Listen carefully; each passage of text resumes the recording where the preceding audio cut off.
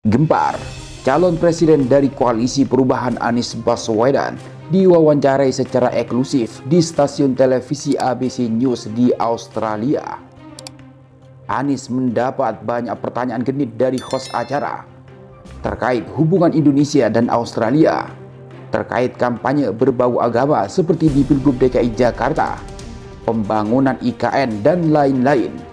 Namun Anies luar biasa dapat menjawab semua pertanyaan dari host dengan lugas dan tegas.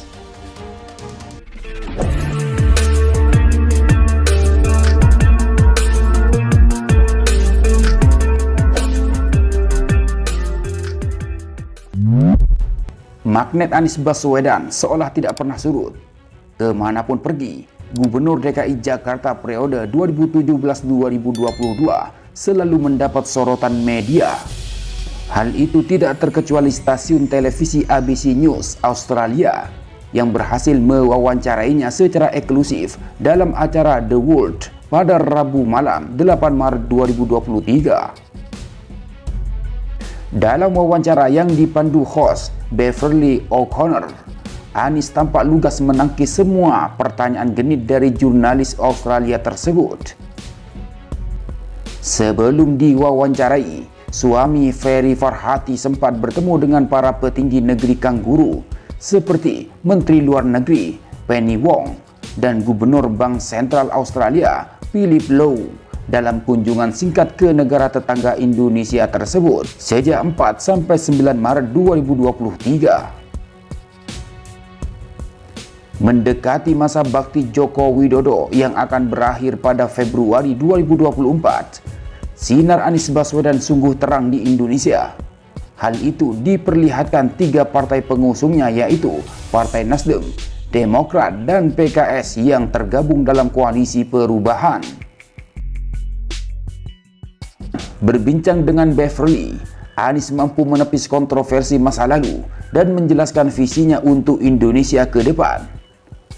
Kami, Indonesia dan Australia, memerlukan satu dengan yang lain, dan kami adalah tetangga terdekat, ujar Anies seperti yang dikutip dari KBA News. Anies mengatakan, tantangan utama yang dihadapi Australia dan Indonesia adalah perubahan iklim dan stabilitas regional di tengah meningkatnya pengaruh Cina di Asia Tenggara. Perubahan iklim adalah masalah yang harus kita atasi bersama, katanya. Dan juga keseimbangan dalam hal stabilitas di kawasan, lanjutnya. Dalam kuliah umum yang dibawakannya di Australian National University, Anies Baswedan mencoba menerangkan wacana bisakah demokrasi diwujudkan secara lebih terbuka terkait memperkuat kemampuan pertahanan Indonesia. Kami lebih ingin melihat kapasitas pertahanan kami untuk mempertahankan integritas teritorial Indonesia, dan khususnya di wilayah-wilayah di mana terdapat potensi gesekan dengan negara tetangga seperti di Laut Cina Selatan, ujar Anies. Indonesia perlu berperan lebih aktif di gelanggang internasional, lanjut Anies di acara The World tersebut. Kami harus lebih tegas dan aktif. Kebijakan luar negeri tidak selalu merefleksikan sebuah pendekatan yang lebih transaksional, yang berarti ini bukan hanya bagaimana berapa banyak uang dari luar negeri didapat kami Indonesia. Ini bukan masalah perdagangan, tapi mengenai kontribusi kami dalam mempertahankan perdamaian dan stabilitas di kawasan dan seluruh dunia. Anies juga mengatakan ingin agar hubungan Indonesia dan Australia lebih erat lagi. Kami ingin melihat lebih banyak keterlibatan bisnis antara Indonesia dengan Australia. Kami perlu masuk dalam 10 besar mitra bisnis dengan Australia, ujarnya.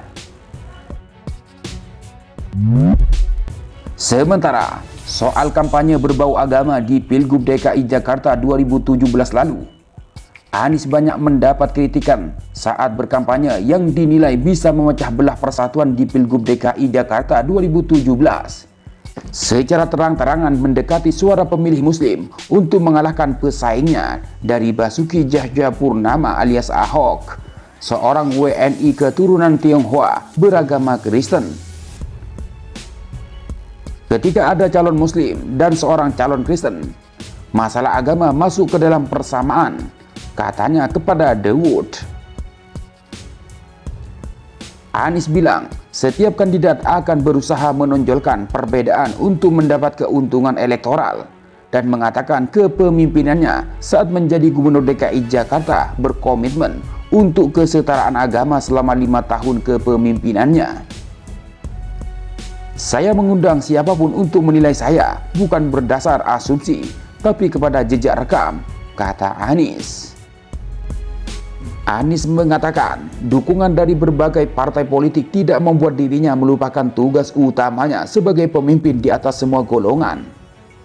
Dalam memimpin, dia memiliki 4 prinsip utama, yaitu kesetaraan, kepentingan umum, kewajaran, dan aturan dan peraturan-peraturan.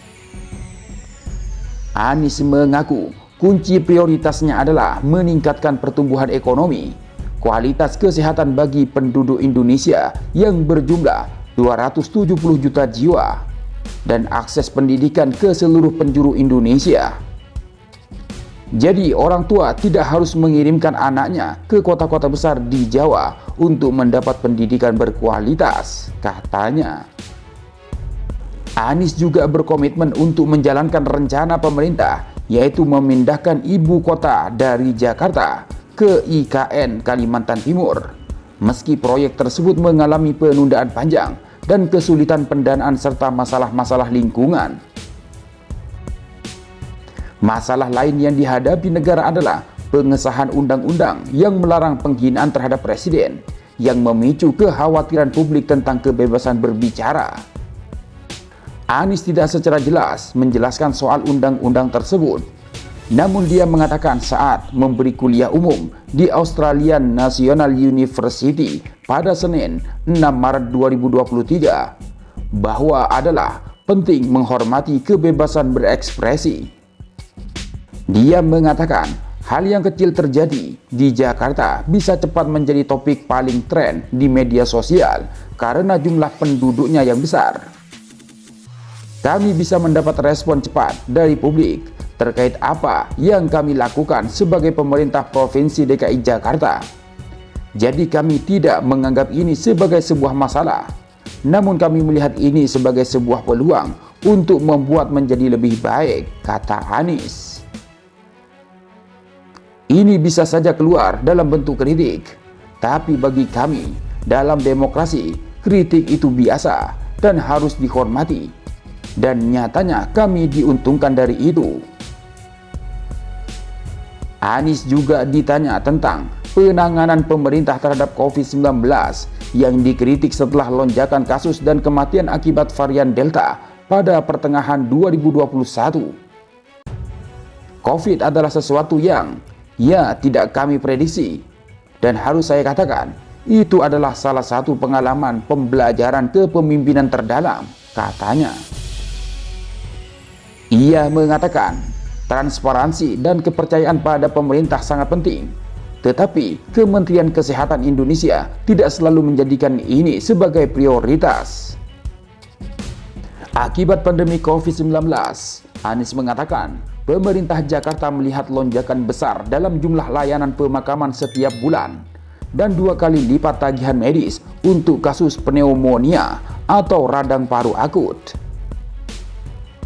Dia mengatakan pemerintahannya memutuskan untuk membuat kebijakan sendiri untuk melindungi warga Jakarta pada awal tahun 2020 dan mengatakan setahun kemudian kebijakannya dan pemerintah pusat sejalan. Kami mungkin tidak populer, tapi saya memberitahu tim kami, jangan khawatir tentang apa yang orang tulis tentang kami hari ini, apa yang dikatakan media sosial tentang kami. Mari khawatir tentang apa yang akan ditulis sejarawan tentang kami di masa depan. Karena itulah yang penting, tegas Anies Baswedan.